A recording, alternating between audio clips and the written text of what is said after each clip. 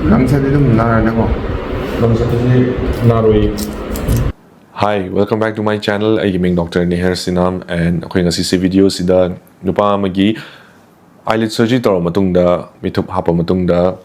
numit nipan ni leraga langsat pagi video yengminase sigumba video sida aina show tawningi sidi langsat pagi process ka main tawi ayam migi di sigi mong da stitch tawi and langse chingthom matamda kasu feel tawdamne kasu na ba khotpa phawdamne sije tungda semning mami singna uraga akiba koknaba aina smaina si video se uchabane sometimes mi kharna aina thagatpa 1 week ki result or 1 month taga leiba phibam gi photos kumba uraga dra videos uraga Instagram do or YouTube to or so asina final result or basara na khandana smith se pomi artificial still adum khar mali kholina bai khanba yawi so sida ina hygienic is the final result sidi roughly thataruk gumba changi hedi skin je yam patharaga yam natural malak pose khara hana tuna dum lak pose yawi but on average 6 months ka high vision ka safe or in khale 1 week result ka ulisidi final result utpanate mid se yam phajaba mong tarikh khole gana main utpanate 1 week result 1 month result ulisidi tungda mid same ge na khanba mising na moigi ju kai gumba semaga di kamaina leiba yai thamagi thama phara kanda moi mid condition je kamain tawbi ai natraga hapta ama matungda kamain tawbi ai recovery je khangning ba mi yawi kaigino da moigi matamduda pomgadaba mong je hadi pomba handarak po orgasu matamduda leigadaba mong je moina thaba ma chathokpa ngamgadra lamato koiba chatning bo oirasu office kaning bo oirasu friends singa pundana khotana mai tawning bo orgasu 1 week ta leiba legan ba phibam je moina khangagadi or 1 month ta leiba condition ga je khangagadi moi planning and wakhanda kyam kuina pomdino have je photos utragadi adum yam ka haina pomgadra na khanjan lerba mi su yawi natraga sungbom bom moina khanba mi su yawi so realistic expectations thamnaba and asing bodo khangnaba aina sumaina 1 week ta sumai lei or 1 month ta sumai lei have je sumai tok dana thaga chawni aina Instagram da igi page da plasticity.imphal da phajana dum photos thakatpa matam da caption da dum 1 week 1 month 2 weeks dum mention tawbane asije result phajare na utna banate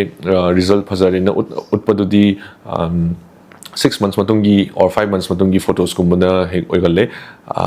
si matamgi utpajidi hojik aina haigiba asing ba matamdugi recovery phase understand tongna uchabani habitare so anyway sigi makha tawa video se yengbiu nupam chamigi langsat pagi se and thank you for watching this video next video dong thengnar se see you bye khangoi ko mi shalo operation lu aga painkiller chabra ani chaya ndang am khatang next day di chadre next ay tama chadre ko madi yang pom khat gum yawi bra yang pom ko bidum to a yom I to 5 days mo thom oh aduga yang thina pom khat pa akiba phajadaba yaudre ko okay mit ishallo mit pango prapango vision biro okay amtanga pango vision biro yare hai ka daba poina mani lei lang leramba si manung lomje buring mando macha dot ama lakpani ko sida ka uro bana sije mathanda phagini ko numit kharda molom ma taibudo numit ahum muk tairo nomagi anirak ko atai kasu tawninga lite nangdi exercise tawrazu thabak akanwa surazu nangi normal life mo dum leiro ko mit ki khallaga yam care lowninga lite mai tabada mit ta kanna takpadi tawrugino hata mani ko oi dum yara anida exercise tawdum yarani exercise tawyarani masagi mulo mo pibodo nang si mai gi ate nangi murmur tawo singse si zum ta shalo dum si ju khar pani ko ya so sida mathaki photos ina magi before surgery ne mithup amta yaude makha gi sina ngasigi langsapa matungda lawa photo ne sida right side tana swelling khar heli, left side sina khar phai, and right side kisu left side kisu inner corner da skin je khitang ting ba mi yawi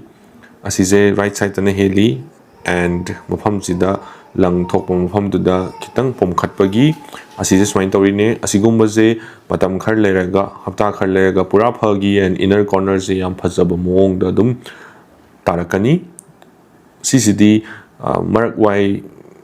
pom manina inner corner se am ting no u bane plus mafam ji lang thok mafam gi pom khat pa jung yaw bunina inner corner so ina phaja dab je yam toina thoe 80% mi muk adum thoe hapta ani ahum pharak pada loin phagi so asigumba result se urakanda mi na hek mana de kai gi no or ashema mali kai gi no atmaina khan bi yawi so atmaina khan bi no because CCT aina show tawrise mi ate na moigi masagi ju semba matamda swine OBI and is a recovery period ne 1 week 2 weeks 3 weeks wow so maina dum tawbase it's very acceptable yam ka hena pomba mit pang ya da ba mi mangda chatpa da hek tak kenom tawgi pom khatla liba admain tawdi na te hebdo adu chaning magi on the photos utpone aduga last oina point amaga ju haiga da bo lady khoina before after gumba photos yengba youtube sema matungi photos gumba yengsan base aina mi me amam gi tarok pusida notice to bawam lay akoina photo kapaga before surgery gi photo oirasu or after surgery photo oirasu naurikan gi oirasu natraga khara koira matungi oirasu akoina direct photo sida mid to the focus tor yengmanina yet oigi manadaba pishum level do oirazu mid ki level do oirazu mitup ki size do oirazu shape do oirazu manadaba se mayam uwe hele photos tana aduga mi je khoina one on one wari sana ba matam dadi kasum notice tawde moi masana zu phajai hena hajai moi yum gi mina zu phajai na khali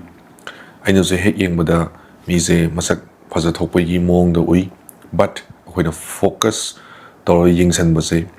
masana minjenda yam toini yingsan ba natraga moi friends and families na yam kupna michemuri haibagi pomi matam duda yam ka hena yingsan laga khanjan ba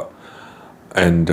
photo da aina mit khatang crop toraga smaina upload torpa sida yet oi mana dabse u bazu hele because akhoi wakhanda akhoi yam focus tor yingsan bagi oi toini but day to day life da and akhoi na thengnaba matam da wari sana matam da di sigumba macha issues se kesu noticeable oite